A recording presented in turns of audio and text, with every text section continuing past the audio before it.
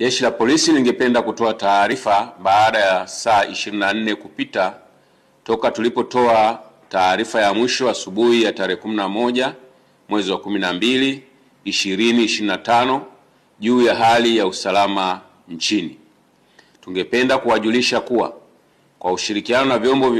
vingine vya ulinzi na usalama pamoja na nyinyi wananchi na wadau wengine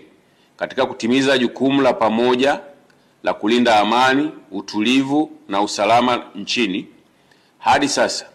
nchi yetu kiusalama ni shwari na shughuli za kiuchumi na za kijamii ziliendelea vizuri katika mazingira ya amani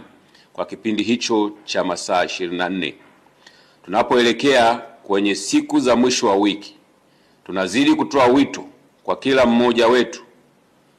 kuendelea kutii sheria sambamba na kushirikiana kwa kila mmoja na nafasi yake kulinda na kuimarisha amani, kwani kila mmoja wetu anaihitaji katika maisha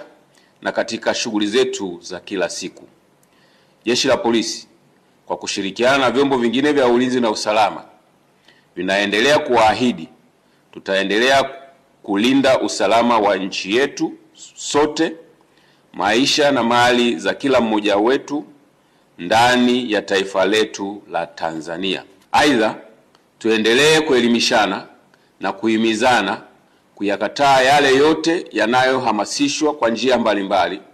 na katika maneno ya kubadilisha mbinu kila mara ili kutaka kutuchonganisha na kutujengea chuki kati yetu, lengo lao likiwa ni kutuingiza katika vurugu ambazo matokeo yake sio mazuri kama tunavyoshuhudia katika maeneo mengine duniani.